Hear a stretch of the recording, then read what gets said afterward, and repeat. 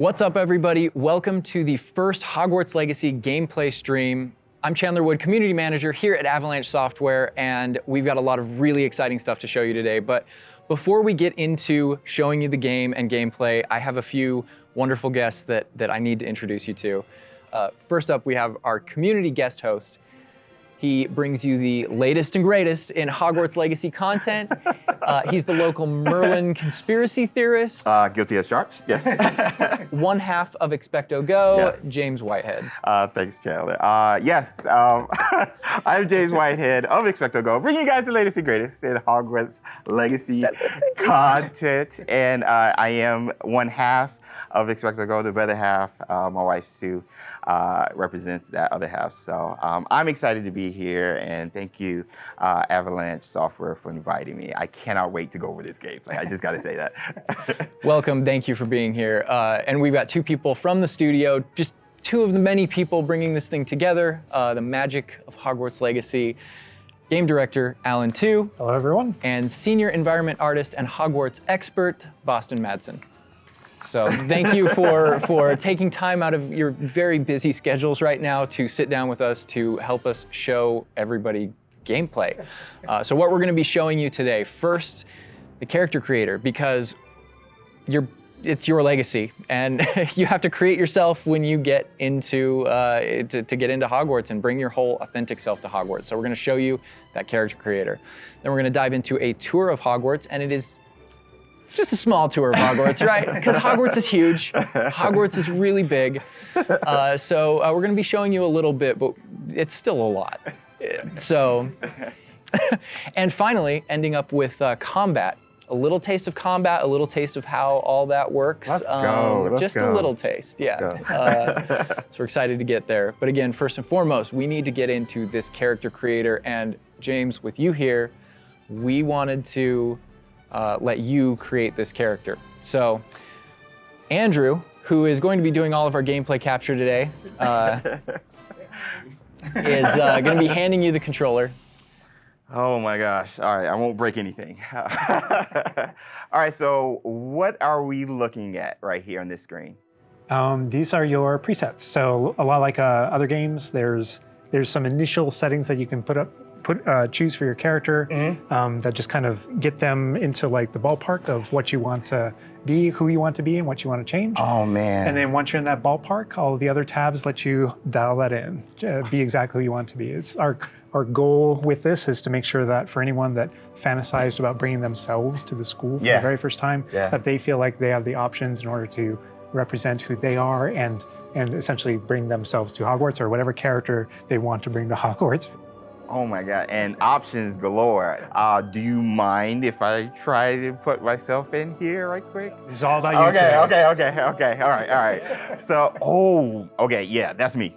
We're here, that's me right there. All right, so that's step one. We're pretty close, but let's look at everything okay, here. Let's play here. around with some of these options, like really. All right, so what are we looking at with this option over here with the tab? I see face stuff. Yeah, so a lot of the different faces that you saw in the previous screen, all those faces are choices that you have here. So you can, now you're just kind of getting into the details in your face shape, in your skin color.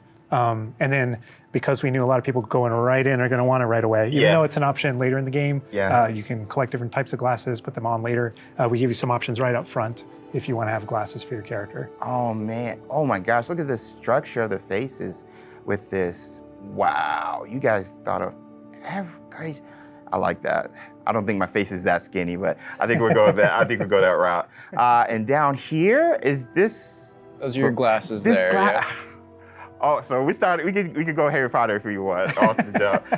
Oh man, and this is just some of the options, I'm assuming. Yeah, so through the course of the game, there's a lot of different options that you'll keep unlocking. Okay. So as part of kind of like gear for the character, there's lots of different classes, there's even masks, there's all kinds of things over the course of the game. I like how it's all Victorian era though. Yeah, like, right up front. very authentic. Such a good call. Oh my gosh. All right, so now, we can go fleek on this one with the hair. I spend a lot of time here just like dreaming about my different characters. And what they're Oh my be gosh, the pony. The thing I'm always amazed by whenever I see any aspects of Hogwarts Legacy's character creator is just the texture. And like you even adding the bounce with the hair moving around. Yo, that kind of looks like Hermione a little bit. I'm not even gonna just like Fred. I'm not Fred. And we can just go. Can I go like Tonks purple or green a little bit? Absolutely. Oh. Yo, this is so cool. Oh, I like that. That is cute. Oh, okay, so little behind the scenes. I used to have this type of hair like way back, but was it purple? I wanted silver tips, so that was the closest I got to any color. But oh my gosh, this is so cool. So you literally can bring yourself. Like it's a myriad of textures and different hairstyles here. All right, so now we're getting over here to play around with some of the... These are more subtle options. We've Okay. got freckles, moles, different things like when it comes to your complexion, like darker eyes, maybe like some shading on the cheeks. Oh man, you guys literally thought of everything with this. I do have a bit of fun with that. And then the scars are one of those options where, Harry had his own unique scar, but you can come in with different scar options. Yeah. Oh, wow. Look at that. I didn't even see that. Oh, those are my favorite. The eyebrow scars. Yeah. Love those. Yeah. You look kind of It's a like, classic. Yeah, you look kind of just like tough. But anyway, so now we're over here. Oh man, you guys, this is so sick. Again, getting more subtle here, really like dialing in that face to really get your... I don't know how revealing I want to be with my facial features now. Just like, yeah, I kind of have a big face. Yeah, my eyebrows kind of sit kind of low. But I mean, literally, you have so many options just starting the game. I feel like I'm going to be here like forever. You and me both. And then this final tab here, this is where you kind of bring your whole character together. This is where you finalize everything. You're not choosing your house here. Okay. That's not yet. That was a theory. But here's where you bring, you choose voice 1 or voice 2, which is more kind of a masculine or a feminine voice. And then even within that, changing your pitch, with the pitch slider. It's a subtle slider, but you can hear it. Concerned about. That was quite something. And so you can kind of make out the differences. But yeah, you choose which kind of voice that you want. You'll be selecting your difficulty here. For today, we'll just go normal because Andrew's going to be taking us through some of the experiences with combat later. And we can talk a little more about difficulty, with combat and how that plays in. But I think the important thing here is like if for people who aren't gamers especially, story mode is a way to get into this without being worried about like, oh, do I need to be good at games? Like, no, just enjoy this game. And I would put expecto and then go. We're good. Awesome. And then whether you want to be witch or wizard. Amazing. What'd you think, character creator? We're good? I'm good. Let's explore Hogwarts and let's get into some combat. All right. Through the magic of using a dev kit, we're going to be loading up a save a little later in. So that we can show you more about Hogwarts and give you that taste of combat. All right, Andrew's got some gameplay pulled up for us here. We are starting out, James. There you are. You're wearing the House Fanatic robes from the account linking. Thank you. I do look good. And this is our first look at the Hufflepuff common room, I'm assuming. Dorm room. The dorm room. Yeah. This is awesome. But Alan, what are we seeing right here with the UI? Because this is our first look. Yeah. So right now we know there's been a lot of questions about the HUD because this is the first time we're showing it. So kind of going over it from right to left, on the bottom right is what we call our spell diamond. So those are, everything that you see in it are slottable spells. So we have over 20 slottable spells that you can earn over the course of the game. Okay. And that's where the player can place them and use them and access them very quickly. To the top left of that is, you'll see the D-pad, and on the left is an eyeball, and on the right is a bit of a grid. So the eyeball is an example of one of, not a slottable spell, but what we call an essential spell. There are certain spells that are used in very specific contexts, or that we just want on the controller at all times. And Ravello is one of those. That's left on the D-pad. On the right on the D-pad is that grid represents where you might slot spells. And so Okay. right now, today, we're not going to be going into the spell slotting menu because we feel like there's a lot of spoilers there. You know, like what are all the spells and what can we do? I would like spoilers, but I know. understand. But we do want to make sure there's still some goodies left to share with everyone. And then on the left side, that thing that has the L1 button next to it, that's another thing where we don't want to spoil, but basically that's where you access your tool wheel. So there's a lot of magical tools that you're going to be kind of brewing and growing over the course of the game. And so that's where you would access them rapidly is our tool wheel. Okay, cool. There are a few things that I left off the table on the right. The green bar is your health, and basically there's a potion next to it. That's how you might heal. The bar above it, we're keeping a secret for now. I apologize. And all the way on the left is our mini map with a kind of overhead view of where you are currently in your common room that updates as you travel through Hogwarts and beyond out into the world. And for those fans out there that aren't a huge fan of minimaps, because we know they exist, there's also options to remove the minimap and turn on or off different elements of our HUD. But Really immerse yourself. Yeah. and we'll go more into the spells as we get into combat, but that's what you're seeing there. And this is our HUD. Also, Andrew's giving us a good look over here. I want to call out. I'm a big fan of the bedside tables in the dormitories. Very nice bedside tables. They are nice bedside tables. Yeah. The honey-colored wood was mentioned in the writing. It's part of lore. It's part of lore. There we go. All right. So now we're walking out into. We really tried making these low-ceilinged dorms to give you that Badger set sort of feel. And the first thing I know is the music. The score is amazing with this. Gorgeous. And I'm calling out here, this is unique music that you're hearing for the Hufflepuff Common Room. Go back to those Common Room videos we released, you'll notice the music's a little bit different, and that is entirely intentional. We just want to welcome you to your common room in every single house, just a little bit differently. Begin customizing that experience right away. Oh my gosh, that's so awesome. Look at that. So I mean, beautiful design. We could spend like the entire rest of the stream just in the common room here and talking about it, and I'm sure Boston and James could be like just geeking out over it. All the details come from J.K. Rowling's writings for this common room. The round doors, the hanging vines, even the dancing badgers on the fireplace. It's got a real earthy vibe. Yeah. It's very, very earthy. Which is like elements for each of the houses, right? Hufflepuff is earth, Ravenclaw's air, Gryffindor is fire, and Slytherin is water. We really leaned into that for each common room. Wow. So it feels earthy. We've got a little earthen passageway. That's what we were. Hopefully, it should feel very familiar. Yeah, it does. It does. But I know you don't want to leave, but we're gonna be leaving. Thank you. I understand. Whoa, the sound effects though. Like, looking back at the past trailers, it was just music, but kind of hearing how Hogwarts is now, it's so cool. Pretty tactile. Yeah. Andrew's going to make use of one of our spells, Revelio. Use Revelio right here, because there's a little magic going on. You notice a little something there. Yeah.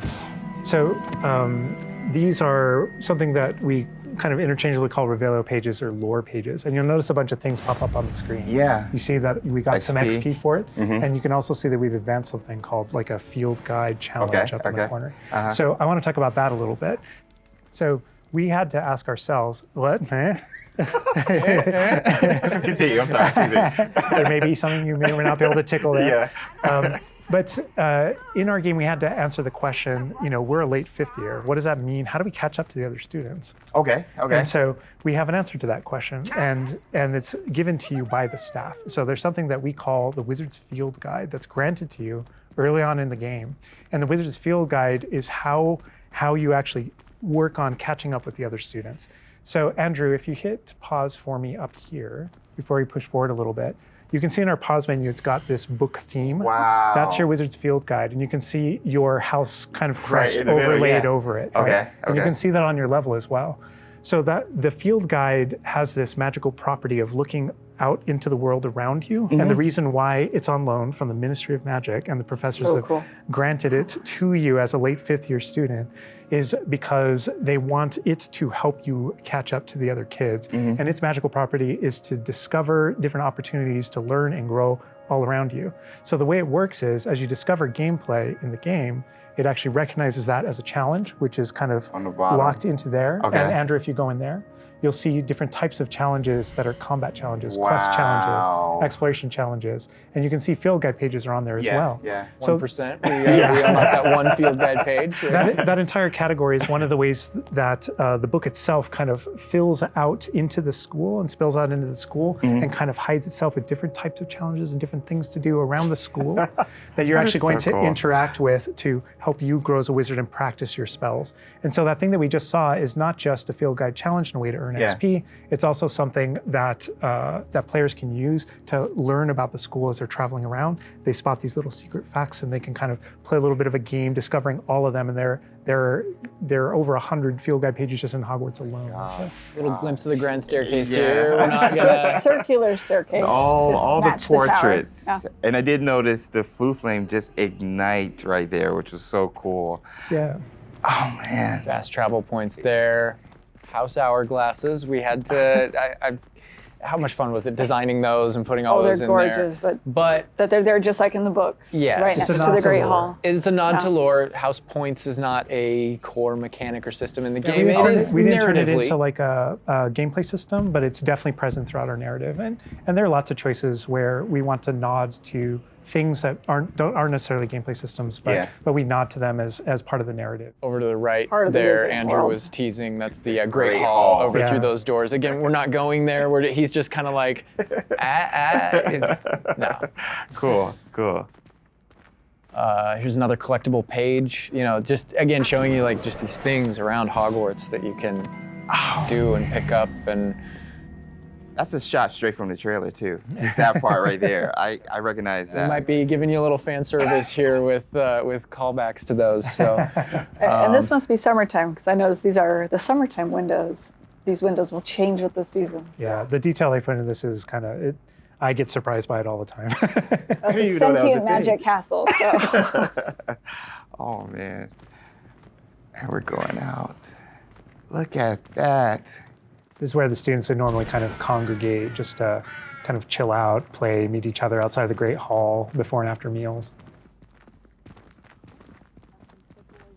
and I love the way that when the castle interconnects to that it interconnects outside, inside. There are pathways on both sides of things, so you really get a sense of scope to how big this castle is. And when you see things like you'll notice a bridge over there, that's a place you can go to and cross. Like everything that you see is a place that you can visit. Wow. We put a lot of effort in making it feel really alive.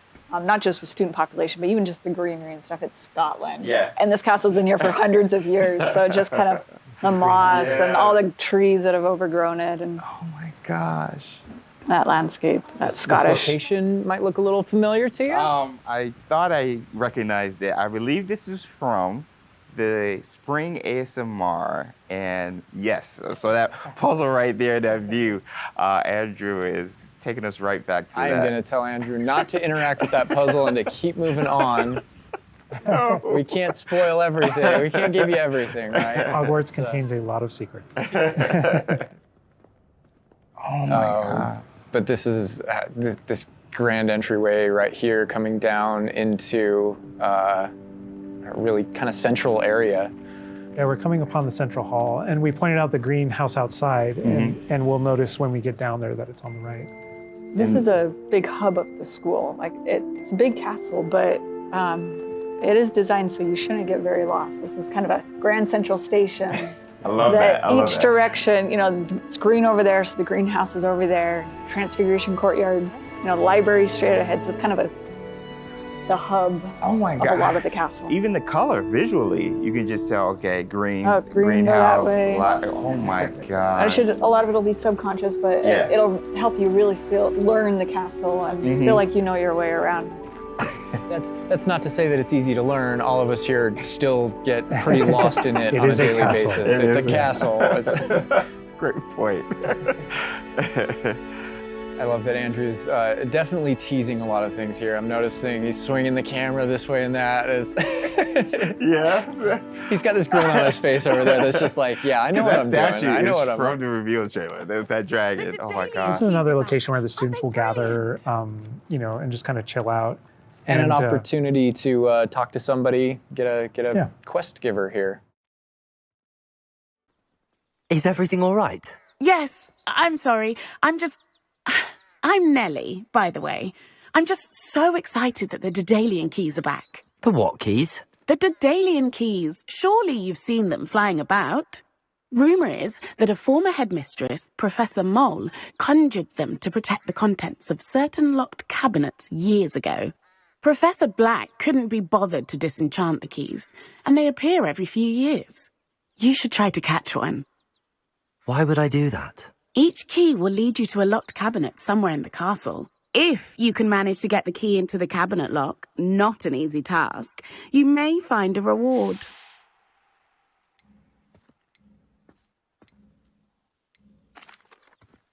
Perhaps I'll give it a go. I hope you do. In fact, I think I heard one of the keys in the astronomy tower. You should listen for them.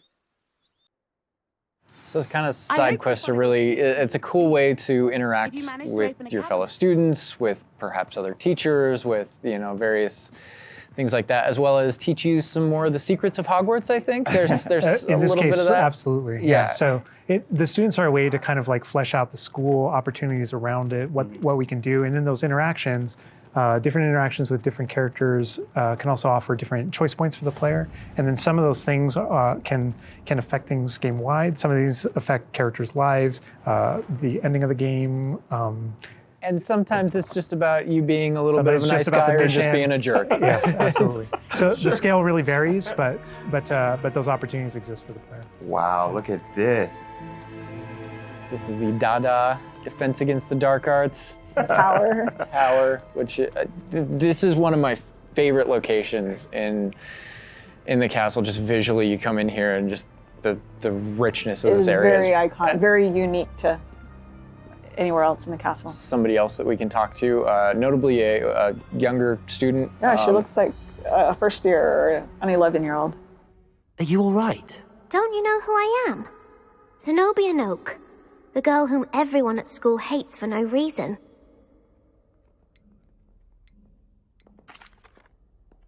Everyone hates you. Why? Because Hogwarts is full of bullies and spoilsports. Leander Pruitt's one of the worst, that no-talent moon mind. I wanted to make some new friends, and so I brought my collection down to the common room. My gobstone collection, that is. I was hoping someone would want to play. Are you familiar with gobstones? Little balls, like marbles. Grand game. And if you lose, they spray you with a foul-smelling liquid.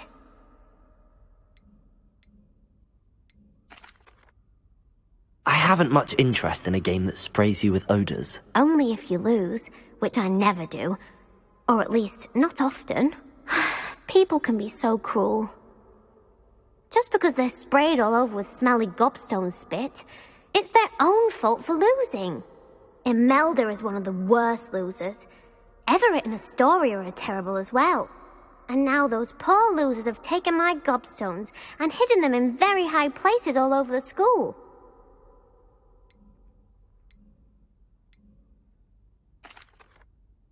Sounds as if you caused the smelly situation and they responded accordingly. I didn't make the rules. Anyway, I can't work out how to get them back on my own. I don't think I know the necessary spells yet. I need someone, perhaps a selfless and talented 5th year to help me.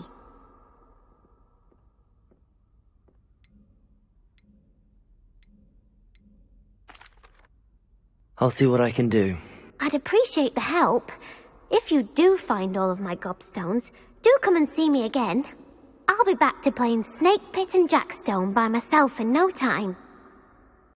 I love that interaction with her because there's so many ways that you can go with that. You can you can feel for her. You can be a jerk to her. You can be like, Gobstone sounds awful. It sounds like you're just mean. Yeah, and your opportunities to be mean there aren't over. So, they continue. That's a good example of the Gobstones too. I know people are gonna ask. Gobstones playable? They mentioned it, right? Yeah.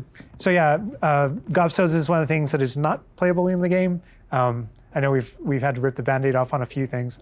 Honestly, it's an amazing thing on the franchise how many things about this, like like speak to us as fans and that we want to turn into gameplay. And there were calls that we had to make over the course of production of kind of like which things we will and won't include in the bucket, just kind of for the overall health of Wizard's the thing. Chess. Those are things that aren't featured. Aren't featured. They're featured within the world. Right? I'm glad they're mentioned. They're a part of the wizarding world. Every single time Part of there was something that Steven's we regretted because we couldn't include it. We also tried to figure out a way to make sure that it was included in the narrative, included in the stories, make sure that there's a way to kind of like acknowledge it, touch it, and make it feel like it's definitely part of the world. And I know here too, we're your like, reaction. I was like, we're in the Defense Against the Dark Arts class. I recognize that staircase to the left where we were just at. Andrew was walking by. I also recognize the dragon at the very top. Oh my gosh. Being in a classroom, I think this is a good opportunity to talk about how classes work, because we've gotten a lot of questions about that. Is it a schedule-based system? Is it so tell us how classes work? Yeah, so ultimately we decided not to go the sim route. So I think like one of the speculations was, is there time of day and that kind of thing. Like, can I miss class at this time of day? There is a day-night cycle. Yeah, there is a day-night cycle, but everything is very narrative-based, and so there's a big mystery going on in the world. There's something happening in the narrative, and we essentially see it as kind of like chapters in that narrative. Each chapter of which has a set of missions that you can choose between as you're progressing through the game, and classes fit within that structure. So there are mainline things that the players have to do, and then classes also appear on the sides as well as optional things that help you advance your spells.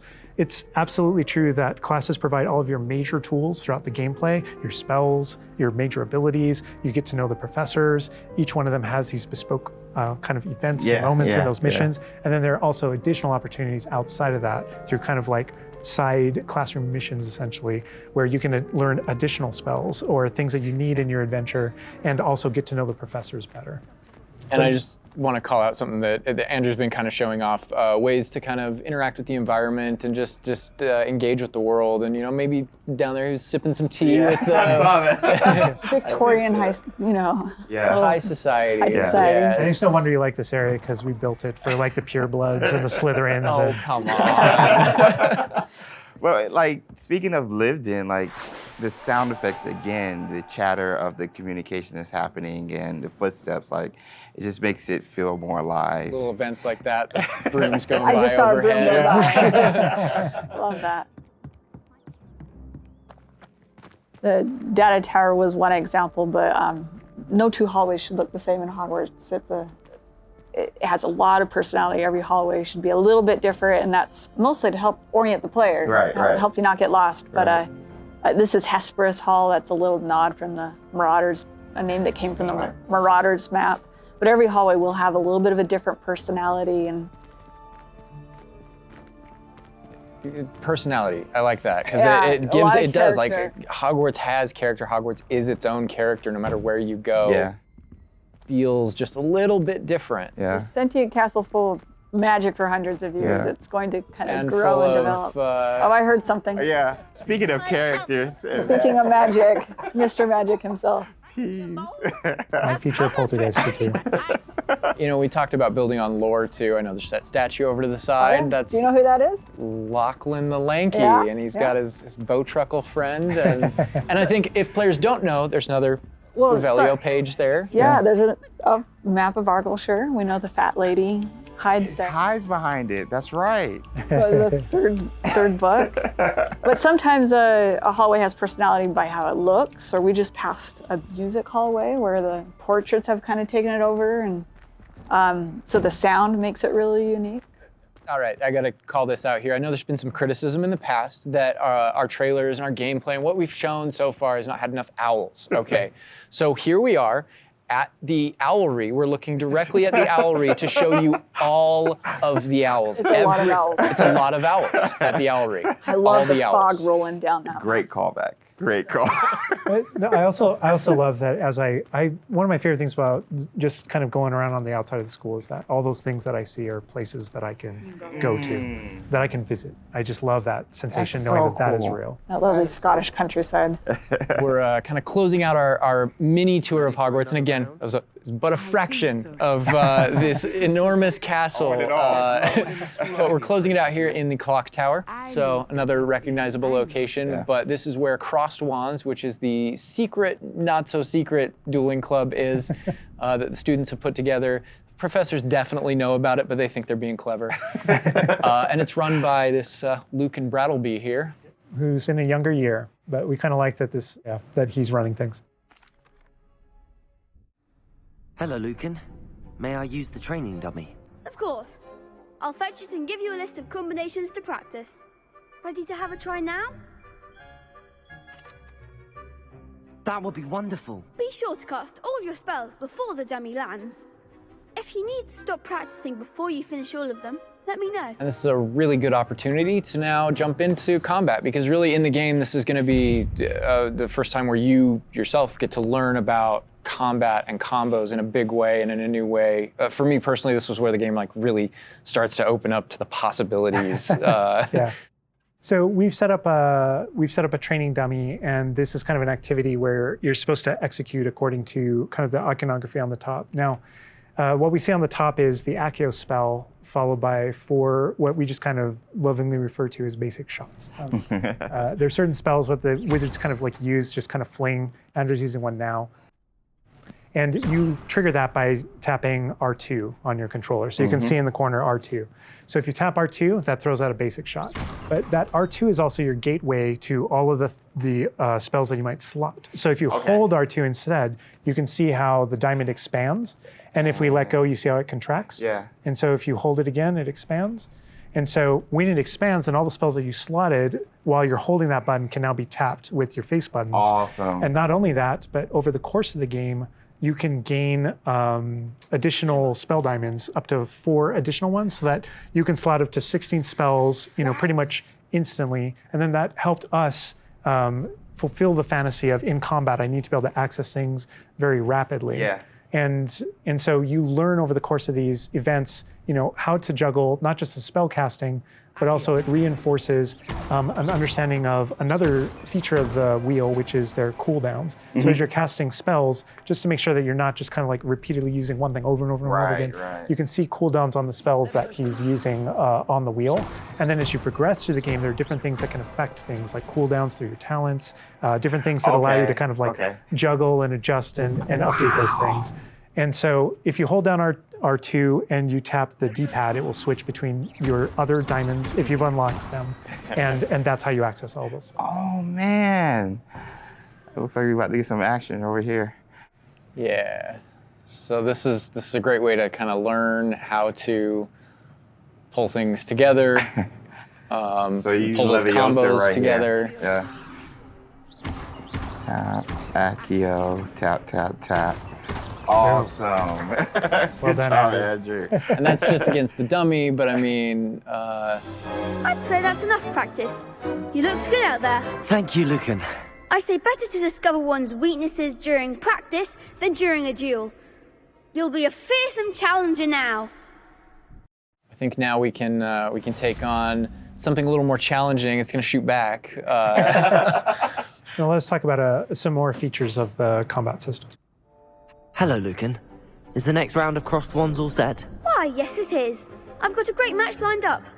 Ready for another round? We're on a PS5 dev kit here, so we're going to be able to kind of pause I'm the action Yeah. and talk about what you're seeing on the screen, because there's about to be a lot going on. Okay. All right, here you can select if you want to fight with somebody else, some of your the other classmates. students. Yeah. But in this case, we're not. We want that action to feel a little more frantic towards you to really get you that sense of combat. So apparently you've got quite the reputation because they've got you up against 3 people. 3, yeah. Apologies. Off the jump. So I can explain this just because I know people are going to go into it, but we can probably just kind of jump in. You're not the only one that has Protego and the ability to deflect. The enemies do too. and we actually play with that when it comes to the spell casting. So you notice that there are different colored kind of shields around the different characters, and you also notice that your spells have different colors on them.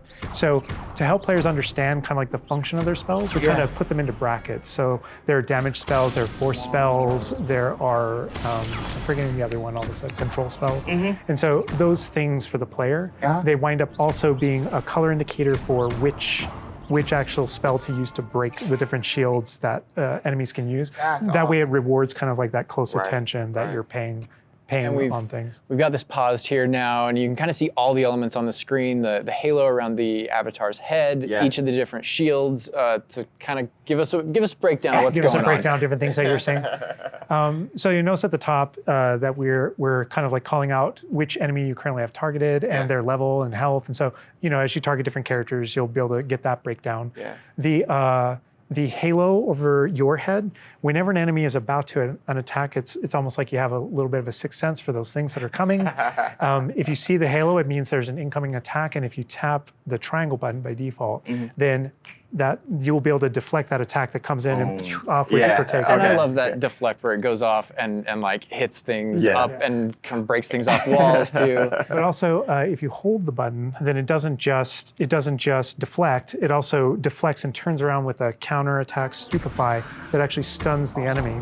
And you can use that even in your combos and stuff. So if you're focused on a character, and you're doing your thing, and someone else attacks you, you can actually turn that attack into a direct attack on the person that you're comboing. Back into gameplay here. Andrew's gonna pretty handily finish these other students off here, win this duel. Look how fast it is. It's like a dance. Yeah, we really felt like in the movies, there's almost like it's kind of like there's this element of kind of like fencing from a very great distance. That's such a good call. And there are a lot of things that we had to do with our controls and combat system in order to kind of capitalize on that idea that's pretty unique to the Wizarding world. Understandable. Yes. Well, perhaps you should try that next time. The other duelists have already taken notice of you, but after that last round, they'll really have it in for you. You'd better keep practicing if you want a chance at winning, or at least surviving the next round. I'll let you know when we're ready. Hope to see you then. The next round is for all the gobstones, so to speak.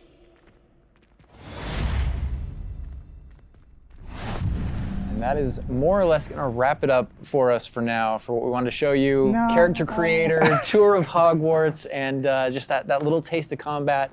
But we didn't want to leave you without maybe a little taste of something that we may show in the future, may show next time. So leaving the castle, going out here. More owls confirmed. Owl mail. There's the owlry again. Yes, all of the owls. But yeah, just heading out here again to show you like from Hogwarts to the world beyond Hogwarts. And this is not somewhere where we're going today, but we will definitely be taking you in the future. A little glimpse at the scale of the castle back there. All right, so we're gonna wrap things up here, but I hope you guys have enjoyed everything that you've seen, but I think, James, you may have a few other questions here at the end of things. So while we're done with what we're showing on the gameplay side, I know there's a few things that you wanna pick Alan and Boston's brains about. I would love that, because there's a lot. Let me grab it. All right, so some of these questions we did pull from the community secretly, but I did pull from the community. So, and also from, going through this, I feel like you've come up with some things you want to talk a little more about, I'm sure. Elaborate on, because we went through character customization, Hogwarts itself, and even combat. So this would be like for the both of you guys. Will we be able to go back and change our character creation if we don't like it? So not everything, but there are certain things with hairstyle, hair color, so kind of like core shapes, like with the body and face, not after the fact. Okay. But there are lots of things. There's kind of like a barber shop in Hogsmeade that you can go to, and Of course, there's inside a of wizard there, barber. you can Yeah. customize, yeah. You could change your hair color for holidays or something, right? Oh my gosh, that would be so cool. And the game features a lot of appearance customization in it. So there's a ton of options there. But that's in terms of like your character and stuff that you have, the character creator, it's like a smaller set of what you saw there. Okay. Oh my gosh, awesome, awesome. Next question, what kind of leisurely activity can we do? Can we study with our free time?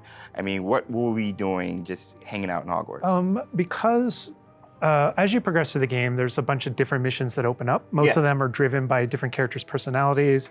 You know, some of them want help getting up to hijinks, or some of them want to just explore secrets in the castle because there are new secrets in our castle to explore. And so, so I think there's a bunch of things to do. And when it comes to class, as I mentioned earlier, it's not just kind of like the mainline stuff. There are kind of like extracurricular assignments, some of which are optional, some of which are kind of like blockers for main mission. Kind of like you can't go on this mission until you have the spell. And then the spell is open, you know, the assignment and how you complete it with your professor. And so there are opportunities to study, so to speak, like with that. But they do all take the form of our mission structure. As you mentioned earlier. Wow. Let's get into some combat right quick. Do spells have different levels, or are they all equal? Do spells have different levels, or are they all equal? I'm trying to think of how to describe that. So each spell has kind of like its own core identity and what it does in the game with regards to both kind of like puzzling, world exploration, and enemy combat and all that kind of stuff. And then it's through the talent system, right? When you go into that, it's kind of like each of those spells has ways to kind of like advance and grow and change. And as you spend talents, in some cases, it even changes like the way you approach the battlefield and things like that. So I'd say that's no more true than with like dark arts, for example. And as you go down that line and you kind of play around with those talents, it really does start to kind of like affect even how you approach combat and how you think about the battlefield. I won't be touching the dark art stuff, but I know many of you guys will be. Maybe on your second playthrough? Yeah, second playthrough, yes. Okay. Dark Hufflepuff coming, #soon. I want to close off with this question, and this will be for everybody, and we'll start with Boston. With this game that you guys have been working on for however long and the excitement you guys have, what's one aspect of Hogwarts Legacy that you are excited for the fans to experience? Boston. I think I'm just excited for the fans to play through the world, specifically the castle, and maybe go read those books again. I hope that whether you're already a fan and love this game, or this is your first introduction into the world, I hope they just point at each other in the best way possible. And I'm just excited for fans to get to finally go to Hogwarts and feel like they can own it and live there. I've lived there for 5 years. It's a great place to live. Official 5th year. It's really funny because I want to give a different answer, and I will. But I actually feel like the most honest answer is really similar. Because my favorite thing when running around, playing the game, and getting to know Hogwarts the way Boston knows it, because she knows the school and the lore better than I do, and thank God, right? Because you want the person architecting it to really know that. But when I rewatch the films or I'm rereading passages from the books, there's a different relationship to those things having played the game. And so it's really looking over the edge and seeing location. I'm like, oh my God, I'm right there. And in the movie saying, I know what's around that corner in the film. Like if you go down this way, there's actually a thing over here, and there's this person over here, and this thing happened, and it just adds all this richness to everything that you already love. And not just that, but you're going to add your own story. So you know what happens around that corner because you did something. And then the quick answer, just to have something different, is I just love being on a broom. I just love looking at the whole world and just being like, okay, I can just go. I can go there. That vantage point, there's just something exhilarating about it that feels very different in that kind of open air and on that thing. It's just like, it's kind of incredible, and wrapping it up, you know, for me, it's just bringing the community together with it and sharing those stories, because it is your story, and you are going to be writing. You know, this is your unique experience within this, and even within the things that are the same, it's going to be your unique experience. It's different from mine. It's different from. We're all approaching it from different places, and I think that's going to be really cool, the way that everybody brings those things together. All right, and that's everything that we have to show you today. I know maybe it wasn't everything you wanted to see, but it was a whole lot of stuff. Character creator, a little mini tour of Hogwarts there, just a small part of it, a little bit of combat. And we do have some more stuff coming up for you in the future. Hogwarts Legacy releases on February 10th, 2023, and is available for pre-order now. But that's going to do it from us. We're going to leave you with a little something else, but for now, bye. Bye.